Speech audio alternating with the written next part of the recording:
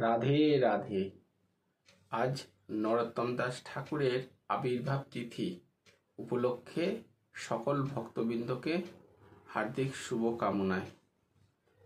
এই নরোত্তম দাস ঠাকুর ছিলেন স্বয়ং নিত্যানন্দ প্রভুর কায়বহ রূপ। এই নরোত্তম দাস ঠাকুর আমাদের বাংলাদেশে খেতড়ি গ্রামেতে কৃষ্ণানন্দ দত্ত এবং তার মাতা নারায়ণী দেবীর গর্ভেতে জন্মগ্রহণ করেছিলেন। তো একমাত্র পুত্র সন্তান রাজা শাহী এনাদের পরিবার ছিলেন। তো অতএব তারা ধনাঢ্য পরিবার। যখন জন্মগ্রহণ করার পরেই কয়েকটা ব্রাহ্মণদেরকে তার জন্মতিথি লক্ষণ সব পাঁজি দেখে বলতে বলেন। তো ওনারা তার তিথি নক্ষত্র জন্ম লগ্ন দেখে বললেন ইনি জগৎকে কল্যাণের জন্যই এসেছেন, কিন্তু আপনারা এনার যতই চেষ্টা করেন গৃহস্থের মধ্যে উনি কখনো থাকবেন না।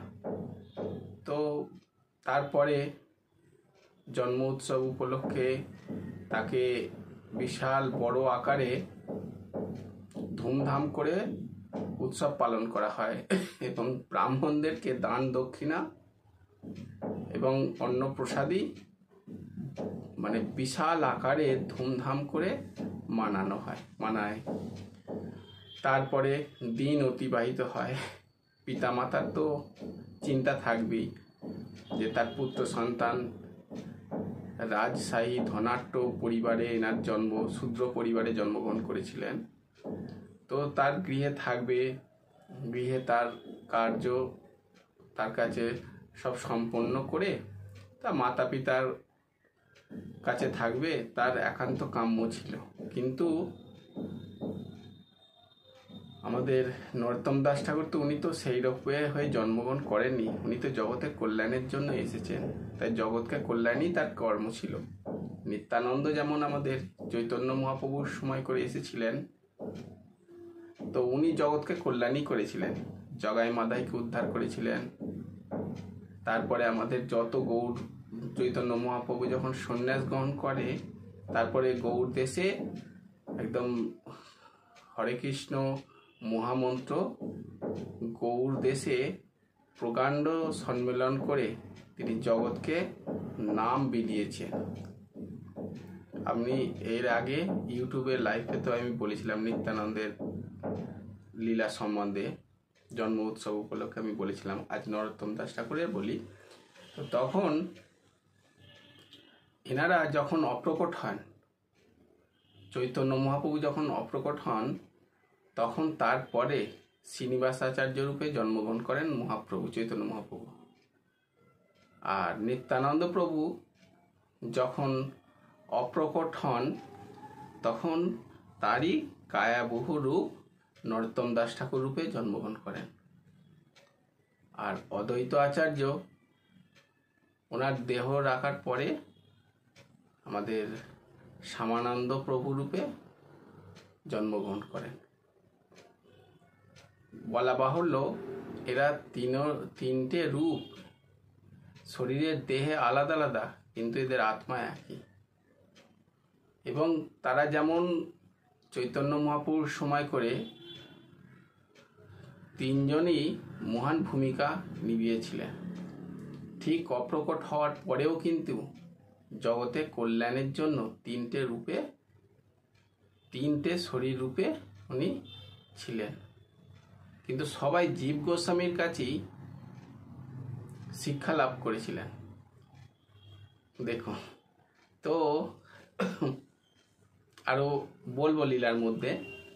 যখন নরোত্তম দাস ঠাকুর ধীরে ধীরে যখন বড় হতে লাগলেন, তো উনি তার প্রথম থেকেই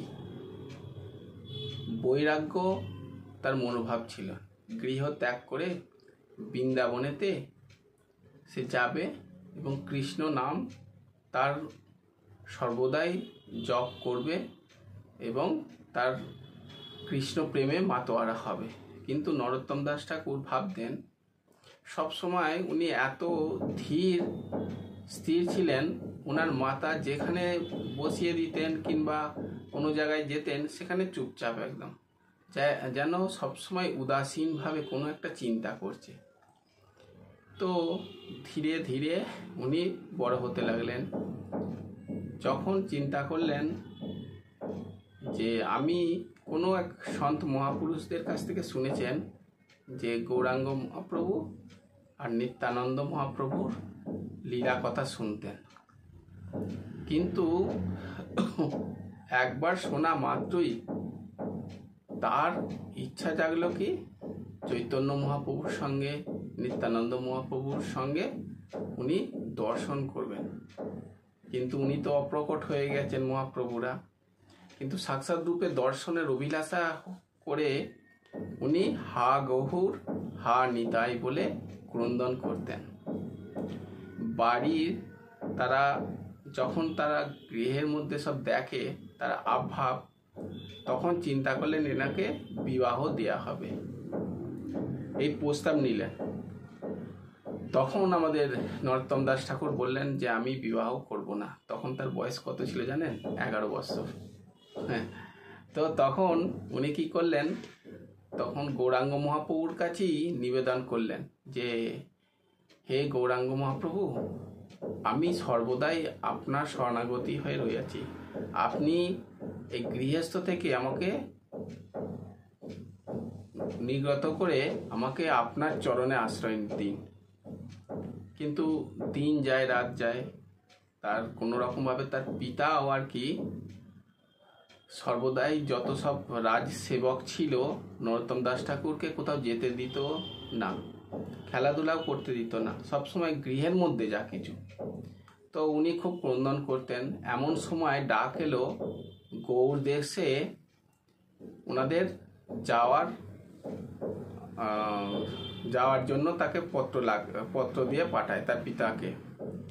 সেই সময় কি করলেন, গৌড় দেশে তারা রওনা হতে লাগলেন। আর সেই অভিমুখে তার মাতা কাছ থেকে আজ্ঞা নিয়ে উনি তাদের সঙ্গে যেতে লাগলেন। পিতার সঙ্গে যাচ্ছে, কেউ আর মানা করবে? কিছু দিনের জন্য যাচ্ছে, আবার চলে আসবে। কিন্তু উনি কি করলেন, সবার অন্তরালে গৌড় দেশে না গিয়ে বৃন্দাবনের পথে চলে গেলেন। কারণ তার পিতার সঙ্গে যদি যেতেন তাহলে কিন্তু তার চাওয়াটা আর আশাটাই হতো, কিন্তু তার যে লক্ষ্যটা পূর্ণ হতো না। কি লক্ষ্য? সে কৃষ্ণময়ী হয়ে থাকতে চায়। হা গৌর হা নিতাই বলে তিনি গোবিন্দকে দর্শনের জন্য আকুলতা, বৈরাগ্যপনতা গৃহস্থের মধ্যে থাকতে চান না। তাই সেই সুযোগে সদ্ব্যবহার করলেন। তাকে শিক্ষালয়ে পাঠশালায় দিয়েছিলেন, কিন্তু ওনার অল্প শোনা মাত্রই তার কণ্ঠস্থ হয়ে যায়। শিক্ষকও একদিন বলেছিলেন ইনি হচ্ছে প্রকাণ্ড বিদ্বান, তো এনার শিক্ষার তুলনা নেই। এনার অল্প বয়সে, যেটা আমরা এত বয়স হয়ে গেছে, বয়সকাল পর্যন্ত আমরা শিক্ষা অর্জন করতে চিনি, কিন্তু অল্প বয়সেই ইনি শিক্ষায় পারদর্শী হয়েছেন। এই বলে নরোত্তম দাস ঠাকুরকে বাহবা জানাতেন ওনার পিতামাতাকে। কিন্তু তার সত্ত্বেও দেখুন, যে যার জন্য যেমন আসে ঠিক তেমনভাবেই উনি আমাদের রাধারানী গোবিন্দ তার মার্গদর্শন করে দেন, আমরা শুধু নিমিত্ত মাত্র। আজ যদি নরোত্তম দাস ঠাকুর না হতো, তার প্রেম ভক্তি চন্দ্রিকা যে গ্রন্থে রাধা কৃষ্ণের যুগল রূপে কিভাবে লাড় দুলাড় করা হয় সেটা আমরা জানতাম না। নরোত্তম প্রার্থনা গ্রন্থতে দেখবেন, নরোত্তমের দ্বারা লিখিত, ওনার মধ্যে যে রাধাকৃষ্ণর ব্যাকুলতা, সে হা গৌর হা নিতায় যে ব্যাকুলতা, আকুলতা, আমরা সত্যিকারেরই হয়তো এটা জানতে পারতাম না যে কিভাবে ব্যাকুলতা করলে তবেই গৌরাঙ্গ মহাপ্রভু নিত্যানন্দ দর্শন দেবেন, কিভাবে ব্যাকুলতা থাকলে আমাদের রাধাকৃষ্ণ দর্শন পাবেন। শুধু তার যে পদও রয়েছে, ধনমর নিত্যানন্দ, অতিমোরা গৌরচন্দ্র,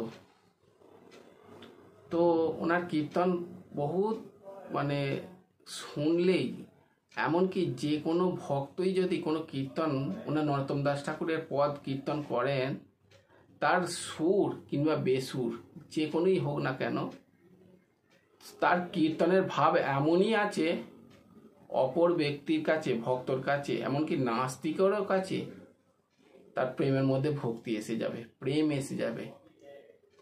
রাধা কৃষ্ণ প্রাণ মোরা যুগল কিশোর, জীবনে মরণে গতি আর নাহি মোরা, রাধা কৃষ্ণ প্রাণ মোরা যুগল কিশোর। দেখুন, রাধা কৃষ্ণ জীবন মোর, তার যুগল কিশোর। তো ওনার এই যে শয়ন আরতিতে যত ইস্কন, এনার কিন্তু এনার নর্তমের প্রার্থনা, এনার পদ, তাকে রাধা কৃষ্ণকে শয়ন আরতিতে এই কীর্তনটা করেন নরোত্তম দাস ঠাকুরের। চামর ঢুলাবো কবে হেরি মুখ চন্দ, এনার যে কীর্তনটা, আমি এখন লীলা বলছি, এনার কীর্তনটা শুনবেন, মানে সত্যিকারেরই যেন মন মুগ্ধ করে দেবে একদম। সব প্রত্যেকটা পদের মধ্যে, প্রত্যেকটা অক্ষরের মধ্যে, প্রত্যেকটা শব্দের মধ্যে যেন প্রেমের রস ভরে দিয়েছে। তার সাথে সাথে রাধা কৃষ্ণকে কিভাবে আকুলতাপূর্বক লাড় দুলার করে কিভাবে রাধা কৃষ্ণকে মানে শয়নে কক্ষেতে গিয়ে তাকে শোয়ানো হচ্ছে, সেটা যেন কীর্তনের মধ্যেও মানে বলে দিচ্ছে আর কি। এতই ভাব, প্রেম কুট করে ভরে দিয়েছে নরোত্তম দাস ঠাকুর। তো এই নরোত্তম দাস ঠাকুর যখন বৃন্দাবনে গেলেন, বৃন্দাবনের মধ্যে সেখানে গিয়ে হা কৃষ্ণ করতে লাগলেন। কিন্তু বৃন্দাবনে কৃষ্ণ কৃষ্ণ করতে করতে কোনো সন্ত মহাপুরুষদের কাছে যে জানতে পারলেন যে জীব গোস্বামী, তো আমাদের গৌরাঙ্গ মহাপ্রভুর 6 গোসাইকে বৃন্দাবনে পাঠিয়েছিলেন। 6 গোসাইকে, রূপ গোস্বামী, সনাতন গোস্বামী, জীব গোস্বামী, গোপাল ভট্ট, রঘুনাথ দাস, রঘুনাথ ভট্ট। তার মধ্যে জীব গোস্বামী তখন উনি ছিলেন, আর রূপ গোস্বামী, সনাতন গোস্বামী অপ্রকট হয়ে গিয়েছিলেন। অর্থাৎ তার ধামে রূপ গোস্বামী যেমন রূপমঞ্জরি, আর সনাতন গোস্বামী যেমন লবঙ্গ মঞ্জুরি রূপে জন্মগ্রহণ করেছিলেন রূপ গোস্বামী, সনাতন গোস্বামী, কিন্তু এনারা ছিলেন আমাদের রাধারানীর মঞ্জুরি রূপে। রূপ গোস্বামী রূপমঞ্জরি আর সনাতন গোস্বামী লবঙ্গ মঞ্জরি। ওনারা অপ্রকট হয়ে তারা গোলক বৃন্দাবনে আবার চলে গিয়েছিলেন, কিন্তু জীব গোস্বামী ছিলেন। তো সেই জীব গোস্বামীর সঙ্গে সাক্ষাৎকার করে, এবং জীব গোস্বামীর সঙ্গে যখন মিলিত হয়, তৎক্ষণাৎ নরোত্তম দাস ঠাকুরকে দেখা মাত্রই জীব গোস্বামী আলিঙ্গন করে, এবং তিনি কৃষ্ণ নামেতেই অশ্রু থেকে মানে নিগৃহীত হচ্ছে, মানে জল প্রবাহিত হচ্ছে, যেন তার নয়ন থেকে গঙ্গা প্রবাহিত হচ্ছে। জীব গোস্বামী এই আকুলতা দেখে, ব্যাকুলতা দেখা মাত্রই জীব গোস্বামীর হৃদয় মানে প্রেমে বিগলিত হয়ে যায়। তো তখন জীব গোস্বামী বললেন যে তুমি কোথাকার, সব বৃত্তান্ত বললেন। আমি যে বললাম কোথায় ছিলেন উনি, খেতুরি গ্রামে, বাংলাদেশের মধ্যে অন্তর্গত। তো যাই হোক, তার পিতা কৃষ্ণানন্দ দত্ত সব কিছু বললেন। তো যাই হোক, তখন জীব গোস্বামীকে বললেন যে, নরোত্তম দাস ঠাকুর বললেন যে আমাকে দীক্ষা দিন, আপনাকে আমি দীক্ষা গুরু হিসেবে মানব। বলছে আমি তোমার উপযোগী নয় এই কারণেই, কারণ প্রথম থেকেই ত্যাগ করার রয়ে আছে যে চৈতন্য মহাপ্রভু জীব গোস্বামীকে আদেশ দিয়েছিলেন আগে থাকতেই এগুলো। তখন তোমার একমাত্র আমি শিক্ষাগুরু হচ্ছি, দীক্ষাগুরু একমাত্র তো লোকনাথ গোস্বামীর কাছে তুমি যাও। ওনার একটাও শিষ্য নেই, তবে তুমি যদি মানাতে পারো তবেই তুমি তাকে গুরু হিসাবে, তবেই উনি শিষ্য হিসাবে মানবে। এখন কেন এই কথা বলেছে সেটা আমি বলছি। এখন যত মহাপ্রভু পার্শ্বদেরকে পাঠিয়েছিলেন 6 গোসাইকে, কিন্তু তার আগে 6 গোসাইকে বৃন্দাবনে পাঠানোর আগে 2 গোস্বামীকে প্রথম থেকেই পাঠিয়েছিলেন, সেটা লোকনাথ গোস্বামী আর ভূগর্ভ গোস্বামী। কেন পাঠিয়েছিলেন? একটা বাড়ি নির্মিত করলে যেমন আমাদের ভিত দরকার মজবুত, তবেই আমাদের বিল্ডিংটা ঠিকঠাকভাবে থাকবে, ঘর বানানো ঠিক থাকবে। তাই ওই আমাদের ভিতটাকে শক্তর জন্য এই লোকনাথ গোস্বামী এবং ভূগর্ভ গোস্বামীকে পাঠিয়েছিলেন। কিন্তু লোকনাথ গোস্বামীর কাছে যখন নরোত্তম দাস ঠাকুর গেলেন, তখন বললেন যে আমি আপনাকে গুরু হিসাবে মানব, তো আপনি আমাকে গুরু দীক্ষা দিন। কিন্তু লোকনাথ গোস্বামী বললেন যে আমি কাউকে শিষ্য বরণ করব না, তা অতএব তুমি বরং অন্য কোনো গুরুর সন্ধানে যাও। কিন্তু নরোত্তম দাস ঠাকুর ঠান নিলেন আর লোকনাথ গোস্বামী ঠান নিলেন যে আমি দেবো না। নরোত্তম ভাবলেন যে আমি একে গুরু মানব। এখন এই রকম অবস্থাতে কি করলেন, নরোত্তম দাস ঠাকুর পিছিয়ে এলেন। পিছিয়ে এসে বলছে ঠিক আছে। কবির দাস এক সময় আমাদের গুরু রামানন্দ, উনি রাম স্বয়ং জন্মগ্রহণ করেছিলেন, যে আমাদের রামানুচার্য, যেটা যে 4 আচার্য, 5ম আচার্য আমাদের জগৎগুরু কৃপালুজি মহারাজ। তো রামানুচার্যকে গুরু হিসেবে মানবো বলে ঠিক করেছিলেন, কিন্তু গুরু দীক্ষা দেবেন না। তখন কবির দাস কি করলেন, কাশী যে বিশ্বনাথ মন্দিরেতে তার যে ঘাটের কাছে, সেখানে ভোরবেলা শুয়েছিলেন এবং তাকে ডিঙিয়ে যখন মানে যমুনার তীরে যায়, গঙ্গা নদীর তীরে যাচ্ছেন, তখন রামানুজার কি গুরুদেব আচার্য ওনার পাটা মানে আমাদের কবির দাসের চরণে পড়ে যায় এবং তাকে বলে হায় রাম, হে রাম। হে রাম কথাটা বলা মাত্রই বললো এই তো গুরুদেব আমাকে মন্ত্র দিয়ে দিয়েছে। তো উনি সেই রাম নামে সেই মন্ত্র জপ করতেন। একদিন রামানুচার্য কাছে এসছেন যে কবির দাস তো মুসলিম ঘরে জন্মগ্রহণ করেছিলেন, তো আপনি ওকে কিভাবে গুরু দীক্ষা দিলেন, শিষ্য তো বরণ করলেন? বলছে আমি তো করিনি। বলছে ওকে ডেকে নিয়ে এসো। বলছে তুমি নাকি সবাইকে বলে বেড়াচ্ছ যে আমি নাকি তোমার গুরুদেব, তা তোমাকে আমি কোনোদিন তো গুরু মন্ত্র দিইনি। তখন বিস্তার করে বলে। তো তখন বলছে যে তখন কবিদাস বলতেই তখন অঝরে কাঁদছে এবং আদার্স আরও লীলা রয়েছে।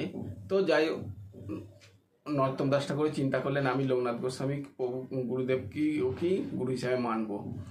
তখন কি করলেন, লোকনাথ গোস্বামী যে জঙ্গলে শৌচ করতে যেতেন, তো সেখানে মলমূত্র আদি ত্যাগ করে যখন আসতেন, উনি তারপরে গিয়ে সেটা পরিষ্কার করে হাতে করে নিয়ে আবার মানে একটা গর্ত করে, মাটির গর্ত করে আর রেখে আবার পরিষ্কার করতেন। আবার কেন করতেন?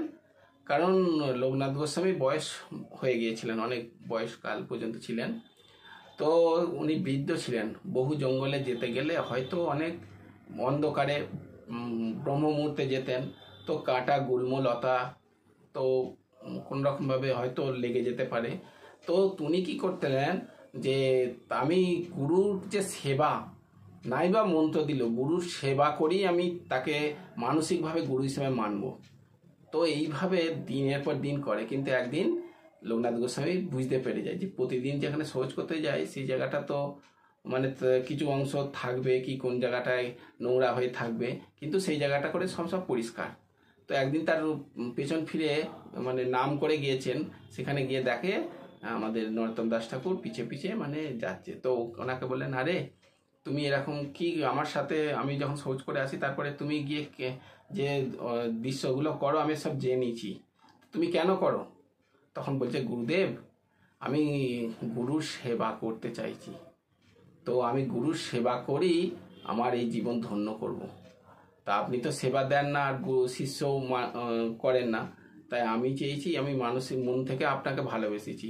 বলছে তা বলে আমার মলমূত্র আদি ত্যাগ করে এইগুলো তুমি করছো, তোমার ঘৃণা লাগে না? বলছে গুরুদেব হচ্ছে আমার পরম আরাধ্যা, তো ওনার সব কিছুই আমার কাছে পরম আরাধ্য হয়ে রয়েছে। কমল ফুল যেমন পুষ্প হয়ে সুগন্ধ পুষ্পিত করে, ঠিক আমারও সেরকম। তো এতে হৃদয় আরও বিগলিত করে। তখন লোকনাথ গোস্বামী তাকে হৃদয়ে টেনে বলছে, চ তুই স্নান করে আয়, যমুনার তীরে স্নান করে আয়, আমি তোকে শিষ্য দেবো। আমার জীবনে তোর মতো শিষ্য পেয়ে আমি ধন্য রে, ধন্য। তখন নরোত্তম দাস ঠাকুরকে তাকে মন্ত্র দিলেন। তো মন্ত্র দেওয়ার পরে বলছে, দেখ বালক, তোমাকে একটা কথা বলি, আমি কিন্তু তোমাকে মন্ত্র দিয়েছি, কিন্তু আমি আজীবনকাল আমি কোনোদিন মানে সেবা কারো নিইনি। অতএব তুমি যা করেছো আমার আদেশটা পালন করো, তুমি আমার সেবা করো না, তুমি জীব গোস্বামী মহারাজের কাছে গিয়ে তুমি ওনার সেবা করো। আমি একান্তভাবেই সাধনা যেমন করেছি একান্তভাবেই সাধনা করব। তো তখন এই কথা বলার পরে আমাদের নরোত্তম দাস ঠাকুর জীব গোস্বামীর কাছে গেলেন। মহা আনন্দে জীব গোস্বামী আলিঙ্গন করলেন যে তুমি গুরুদেবের কাছ থেকে মন জয় করেছো, এতে আমার সৌভাগ্য আর কি।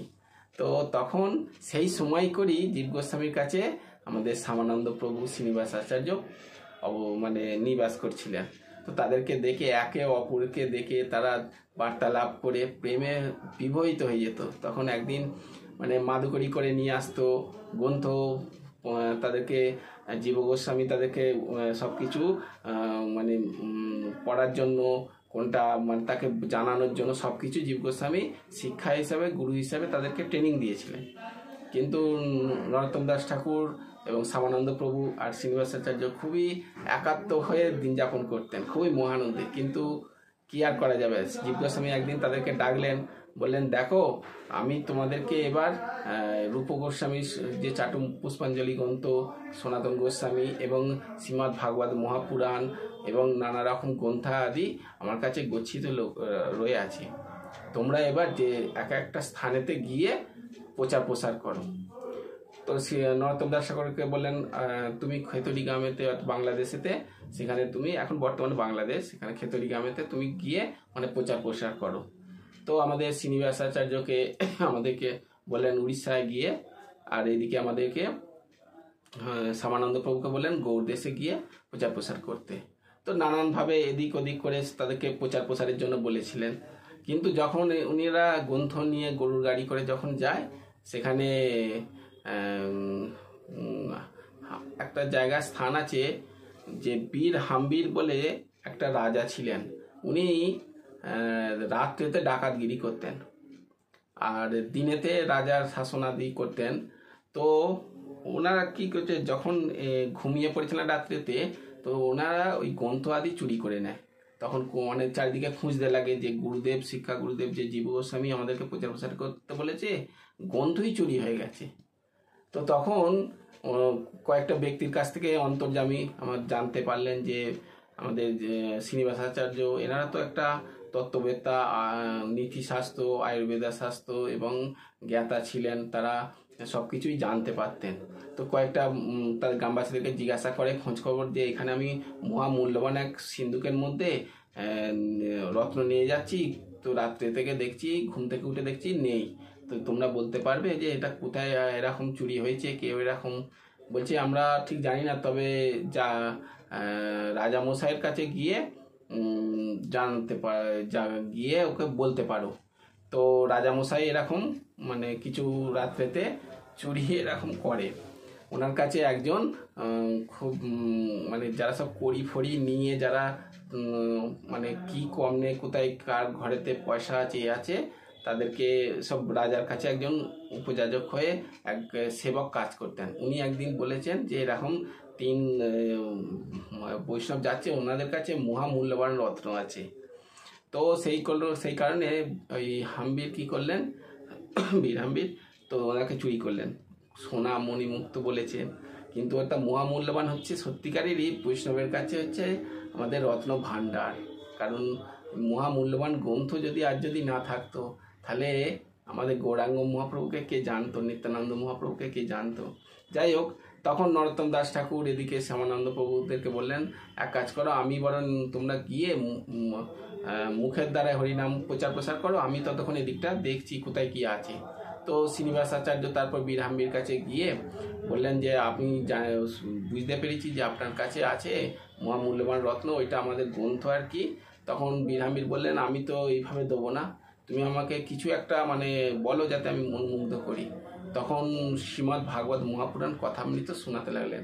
তৎক্ষণাৎ মানে সূর্য যেমন আলোকিত হলে অন্ধকার দূরীভূত হয়ে যায়, শ্রীনিবাস আচার্যের ভাগবত কথা শোনা মাত্রই বীরহাম্বির যে প্রেমের বিকলতা আকুলতা তৎক্ষণাৎ প্রকট হয়ে যায়।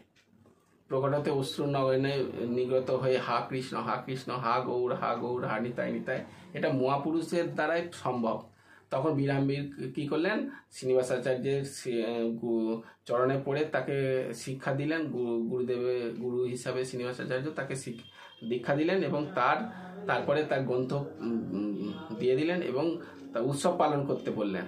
এর ফলস্বরূপ মানে পাপ কর্মের ফলস্বরূপ যাই হোক উনাকে উৎসব পালন করলেন। এদিকে নরোত্তম দাস ঠাকুর যখন খেতুড়িতে আসার পরে নাম প্রচার করতে লাগলেন। আর তারপরে কী করলেন, উনি কী করলেন, যাওয়ার পথে গৌরমণ্ডল হয়ে গেলেন। গৌর প্রদেশে যাওয়ার সময় করে সেখানে আমাদের ঈশানের সঙ্গে দর্শন করলেন, যে আমাদের মহাপ্রভুর সচিমাতার গৃহেতে ইনি মানে সেবক ছিলেন। ঈশানের সঙ্গে দর্শন করলেন। ঈশানেরকে দেখে প্রেমে বিগলিত হয়ে তার মাথায় হাত রেখে বলেছিলেন, তোমার মানে খুব শীঘ্রই রাধাকৃষ্ণ গৌরাঙ্গ মহাপ্রভু তোমায় দর্শন দেবে। তো তাই হয়েছিল। নরোত্তম দাস ঠাকুরকে পরে গৌরাঙ্গ মহাপ্রভু দর্শন দিয়েছিলেন, নিত্যানন্দ প্রভু দর্শন দিয়েছিলেন। তারপরে আমাদের নরোত্তম দাস ঠাকুরকে রাধাকৃষ্ণ দর্শন দিয়েছিলেন। কিন্তু তারপরে কিন্তু ঘটনা হয়েছে, উনি আমাদের বিষ্ণুপ্রিয়ার সঙ্গে দর্শন করেছিলেন। তারপরে এদিকে আমাদের অদ্বৈত নিত্যানন্দর যে দুই পত্নী ছিলেন, ধর্মপত্নী ছিলেন, আমাদের জাহ্নবী মাতা এবং আমাদের সুদেবী আর কি ওই বসুধা দুই পত্নী ছিলেন, জাহ্নবী মাতা আর বসুধা মাতা ছিলেন। তো ওনারা দুই রূপে কি করলেন, তাদেরকে খুব আশীর্বাদ দিলেন। এদিকে আমাদের অদ্বৈত আচার্যের স্থানে গিয়েছিলেন, বিভিন্ন জায়গায় ওনারা আবার কালনাতে গিয়েছিলেন, হ্যাঁ, গৌরীদাস পণ্ডিতের কাছে। এরকম বড় যত সব মহাপ্রভু যেখানে যেখানে লীলা করেছে, এক পার্শ্বদ তাকে মানে ঘুরিয়ে ঘুরিয়ে সব স্থানে নিয়ে যায়। সেই পার্শ্বদ গৌরমণ্ডলে আসা মাত্রই তিনি হা গৌর হা নিতাই বলে ক্রন্দন করতেন। তখন সেই গৌর প্রদেশে সেই ব্যক্তি তখন তাকে বলে, তুমি কে হে, এত ক্রন্দন করছো? বলছে, আমি এক অভাগা, যে আমি গৌরাঙ্গকে মহাপ্রভুকে নিত্যানন্দ মহাপ্রভুকে আমি দর্শনের জন্য এসেছি, কিন্তু উনি তো দর্শনই দিচ্ছেন না।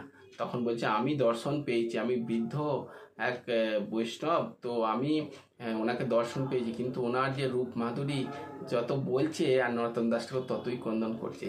বলছে, তোমার অভিলাষ আমি অবশ্যই পূর্ণ করব। উনি সব জায়গায় নিয়ে গিয়েছিলেন, নরোত্তম দাস ঠাকুরকে মানে হেল্প করেছিলেন।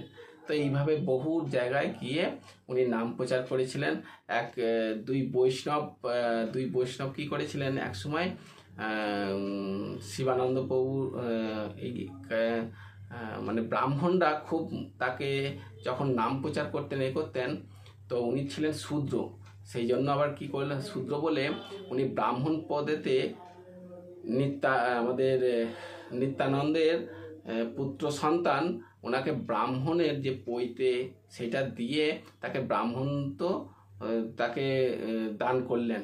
তারপরে ব্রাহ্মণরা বললেন, শূদ্র কি করে ব্রাহ্মণ হতে পারে?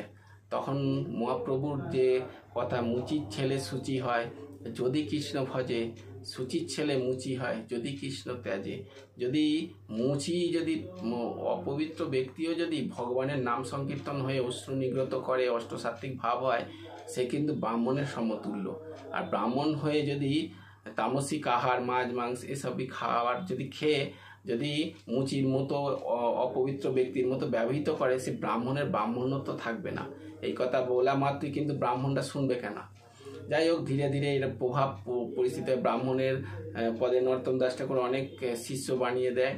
এমনকি শিবানন্দের দুই পুত্র তার সঙ্গে দীক্ষা নিলেন, কিন্তু শিবানন্দ এক পরম বৈষ্ণবী ছিলেন, ব্রাহ্মণ ছিলেন। তখন বললেন, তুমি এরকম শূদ্র ব্রাহ্মণ হয়েছে বলে তোমরা এরকম নিয়েছো? বলছে, পিতা তুমি অত রাগ করুনি, তুমি আমার গুরুদেবের সঙ্গে কোনো পণ্ডিত্য তাকে সহবাসাও, সে যদি নরোত্তম দাস ঠাকুর আমার গুরুদেব যদি মানে হার স্বীকার করে, তাহলে আমি আপনার কথাটা অবশ্যই মানব। শিবানন্দ প্রভু কী করলেন, দুই শিষ্যকে পাণ্ডিত্যকে নিয়ে এলেন। প্রথমে এক শিষ্য পাণ্ডিত্যকে নিয়ে এলেন, উনি পরাস্ত হয়ে চলে গেলেন। তারপর দ্বিতীয় এক শিষ্য এলেন, মানে পাণ্ডিত্য নিয়ে এলেন, তাকে দেখা মাত্রই তৎক্ষণাৎ আর কি প্রেমে বিবল হয়ে তার চরণে পতিত হয়ে যায়। এবং তখন বললেন যে আমি এনার রূপ মাধুরী দেখা মাত্রই আমি ধন্য হয়ে গেছি, এনার পাণ্ডিত্য মুখে অনেক শুনেছি, এনার সঙ্গে আমি তর্ক বিতর্কে পারবো না বলে তখন শিবানন্দ প্রভু কি হলেন, তার চরণে পড়ে কৃষ্ণ ভাবনামৃত হয়ে গেলেন। হয়ে গিয়ে তো তার পুত্র সন্তান প্রেমে বিবল হয়ে গুণকীর্তন করতে লাগলেন। এক সময় এক পরম ব্রাহ্মণ পাণ্ডিত্য, উনি কুষ্ঠ রোগী হয়ে নরোত্তম দাস ঠাকুরের চরণে এসে ক্রন্দন করতে লাগে। আর যত গ্রামবাসীরা সবাই তখন এই দৃশ্য দেখে, তখন বলছে আমাকে আপনি ক্ষমা করে দিন। বলছে আমি কি তোমাকে কি করেছি কিছুই তো আমি বুঝতে পারছি না। বলছে আমি আপনার এই গুণকীর্তন দেখে যত ব্রাহ্মণ আছে, যত বৈশ্য শূদ্র রয়েছে, সবাইকে আমি কি করতাম, মানে আপনার নিন্দা করতাম। আর নিন্দে করতে করতে পরিণামস্বরূপ আমি কুষ্ঠ রোগী হয়ে যাই। এবার যারা শুনতো তারা আর কেউ গায়ে ঘেঁষলো না। আমি যতই ওষুধ খাচ্ছি ততই কিন্তু আমাকে আরও রোগ বৃদ্ধি হয়ে যাচ্ছে। আমি যখন চিন্তা করলাম যে আমি সমুদ্রেতে গিয়ে মৃত্যুবরণ করব, তখন দেবী দুর্গা মাতা বলল, আরে মৃত্যুবরণ করলে নরকে তুই পতিত হবি, তুই কোনোদিন উদ্ধার হতে পারবি না। তুই যে পাপ কর্ম করেছিস, করোড়ো নরকে গেলেও তোর মুক্তি হবে না, কিন্তু তুই যার কাছে পাপ করেছিস তার কাছ থেকেই ক্ষমা স্বীকার কর। তখন এই রাত্রিরে মানে প্রভাতে মৃত্যুবরণ করবে, আর রাত্রিরে ভোরবেলা স্বপ্ন দেখে উনি কি করলেন, নরোত্তম দাস ঠাকুর বলে চিল্লাতে তার চরণে এসে পড়ে। তখন নরোত্তম দাস ঠাকুর বলছে আচ্ছা বলার পরে বলছে আমার কাছে তুমি কোনো অপরাধী নয়, এসো। আলিঙ্গন করে, যেমনি আলিঙ্গন করে তার স্পর্শ পেতেই সেই ব্যক্তির মানে তৎক্ষণাৎ আর কি মানে মূর্ছিত হয়ে যায়, ভাবাবিষ্ট হয়ে যায়। তখন এদিকে হরিনাম সংকীর্তন করতে করতে যখন তার আবেশ থেকে এবার বিহ্বল হয়ে এবার সজাগে আসে, তখন তৎক্ষণাৎ হা গৌর হা নিতাই করতে করতে তার দেহের দিকে তাকায়, দেখে যে তার দেহ যত কিছু কুষ্ঠ রোগ, পুঁজ একদম মানে গলে যাচ্ছে, আর শরীরটা একদম সুস্থ হয়ে গেছে। সেই থেকে সে তখন বললেন আমি যতদিন বাঁচবো ততদিন আমি আপনার গুণকীর্তন করব। নরোত্তম দাস ঠাকুর বলল যে হে মহোদয়, আমার প্রচার প্রসার করে কোনো হবে না, আমাকে যদি খুশি করতে চাও তাহলে নিত্যানন্দ গৌরাঙ্গ মহাপ্রভুর গুণকীর্তন করো। ভজ নিতাই গৌর রাধে শ্যাম, জপ হরে কৃষ্ণ হরে রাম। তো রাধে রাধে। নরোত্তম দাস ঠাকুরের টুটা ফুটা যা ছিল বললাম, আরও বিষাদ লীলা, তবে অল্প সংক্ষেপেই শোনালাম। আধা ঘন্টা 35 মিনিট হয়ে গেছে, আরও যদি শোনায় তাহলে আর মানুষ শোনার এখন লোক কম। তো রাধে রাধে। ভালো লাগলে শেয়ার করে দেবেন ভিডিওটা। রাধে রাধে।